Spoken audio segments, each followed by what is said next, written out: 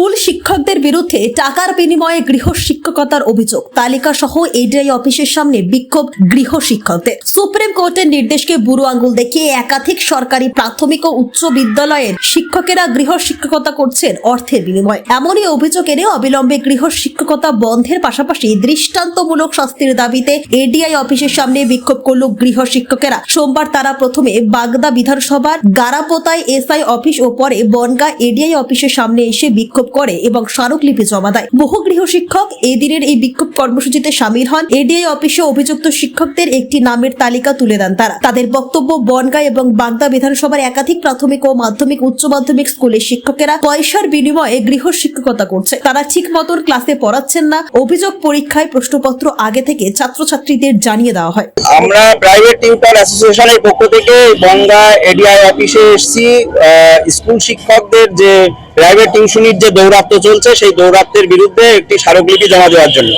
School টিচাররা স্কুলে শিক্ষকতাকে avoid করে তারা নানানভাবে ছেলে মেয়েদেরকে ব্ল্যাকমেল করছে, এক প্রকার বলা যায় যে আইন অমান্য করে। আইন তো আছে সুপ্রিম কোর্টের যে প্রাইভেট টিউশন দিতে পারবেন না তারা, তাদেরকে স্কুলে ক্লাস নেওয়ার পরিবর্তে ওনারা বলছেন যে আমার কাছে যদি না পড়ো তাহলে তোমাদের প্রজেক্টের নম্বর দেবো না, আর স্কুলের প্রশ্ন কিন্তু আমিই করি, খাতা কিন্তু আমিই দেখবো।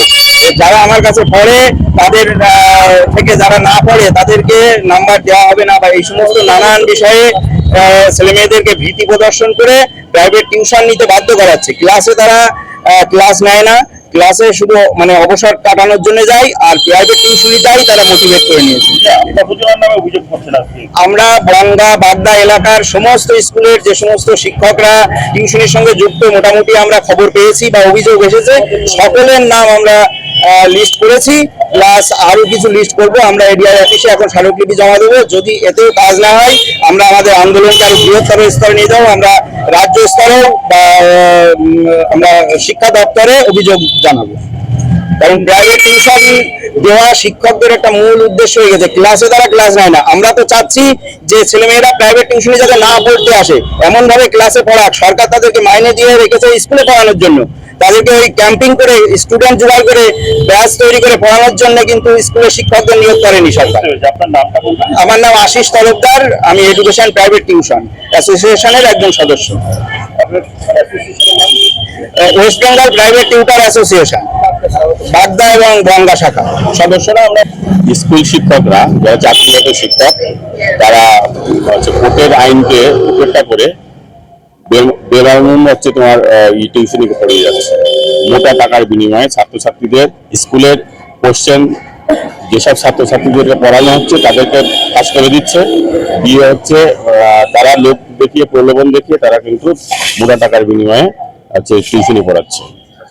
কোথায় আসলেন, কেন আমরা আসলাম হচ্ছে এইটা প্রতিবাদ জানাতে, এবং কিছু শিক্ষক গারাপুতা স্কুল, বেয়ারা স্কুল, হেলেঞ্চা স্কুল, চিন্দানি স্কুল, বিভিন্ন স্কুল এবং প্রাইমারি কিছু স্কুল, বাগদা সার্কেল 1 বা বাগদা সার্কেল 2, এই যে স্কুলে প্রাথমিক শিক্ষক যারা প্রাইভেট পড়ায় তাদের নামের তালিকা এসআই অফিস এবং এডিআই অফিসে আমরা জমা দিচ্ছি।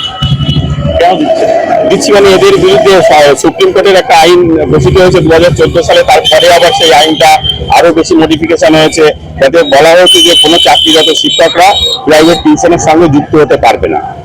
আইনত ব্যবস্থা আমরা এনাদের কাছে আইনত ব্যবস্থার জন্য আমরা আবেদনপত্র দিচ্ছি এবং অভিযোগ আকারে জানাচ্ছি।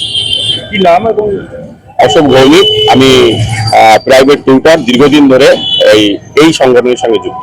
সংগঠনের নাম ওয়েস্ট বেঙ্গল টিউটর অ্যাসোসিয়েশন বাগদা শাখা।